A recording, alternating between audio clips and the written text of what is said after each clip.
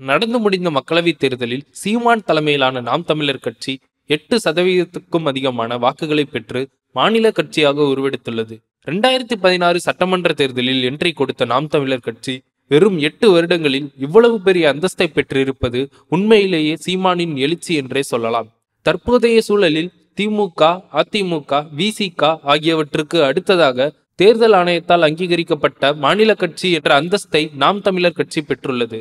கடந்த 2016 சட்டமன்ற தேர்தலில் இரட்டை மெழுகுவர்த்தி சின்னத்தில் தனித்து களமிறங்கிய நாம் தமிழர் வெறும் 1.1% வாக்குகளை மட்டுமே பெற்றது.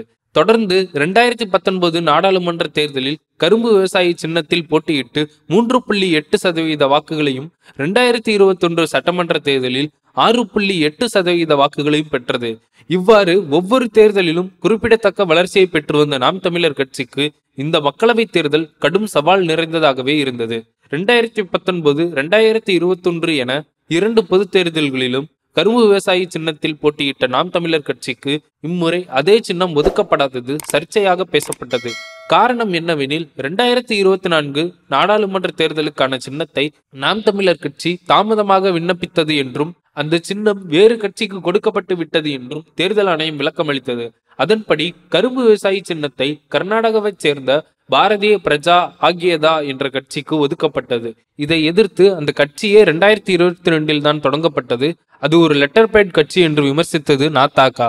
அதே சமயம் தேர்தல் ஆணையத்துக்கு எதிராக கரும்பு விவசாயி சின்னம் கேட்டு டெல்லி உயர்நீதிமன்றத்தை நாதாக நாடியது. ஆனால் இந்த வழக்கு தள்ளுபடி செய்யப்பட்டது. அதனை எதிர்த்து உச்ச நீதிமன்றத்தில் நாம் தமிழர் கட்சி மேல்முறையீடு செய்தாலும் எதுவும் கை கொடுக்கவில்லை.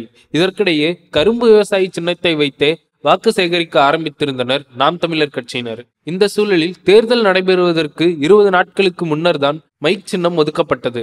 குறைந்த நாட்களிலேயே மைக் சின்னத்திற்கு வாக்கு சேகரித்து நாம் தமிழர் கட்சி சுமார் 35.60 லட்சம் வாக்குகளை பெற்று 8.2% வாக்குகளை உறுதி செய்திருக்கிறது. இந்த தேர்தலில் திருச்சியில் போட்டியிட்ட நாம் தமிழர் கட்சி வேட்பாளர் அமமுக வேட்பாளரை பின்னுக்கு தள்ளி 3வது இடத்தை பிடித்திருக்கிறார்.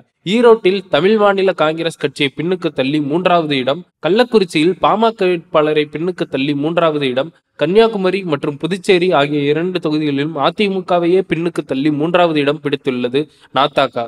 நாகப்பட்டினம் தொகுதியில் பாஜகவை பின்னுக்கு தள்ளி 3வது இடத்தை பிடித்துள்ளார் நாம் தமிழர் கட்சி வேட்பாளர். குறிப்பாக சிவகங்கை தொகுதியில் போட்டியிட்ட நாம் தமிழர் கட்சி வேட்பாளர் 1,63,000 வாக்குகள் பெற்று அசத்தி இருக்கிறார். மேலும் மிக குறைந்த நாட்களில் சின்னத்தை மக்களிடம் கொண்டு சேர்த்து 12 மக்களவை தொகுதிகளில் சுமார் 1 லட்சத்துக்கும் அதிகமான வாக்குகளை பெற்றுள்ளது நாதாக.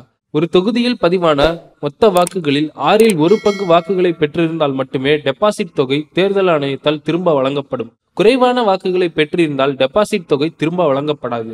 அவ்வாறு தமிழகத்தில் உள்ள 39 தொகுதிகளிலும் வழக்கம் போல் தனித்து போட்டியிட்ட நாம் தமிழர் கட்சி ஒவ்வொரு தொகுதியிலும் 3 அல்லது 4ஆம் இடத்தை பெற்றிருந்தாலும் அனைத்து தொகுதிகளிலும் டெபாசிட் இழந்துள்ளது. இத்தகைய சூழலில் மாநில கட்சி என்ற அந்தஸ்து கிடைத்திருப்பதனால் சின்னத்தை தக்க வைத்துக் கொள்ள முடியும் என்பதே ஆறுதலான ஒன்று.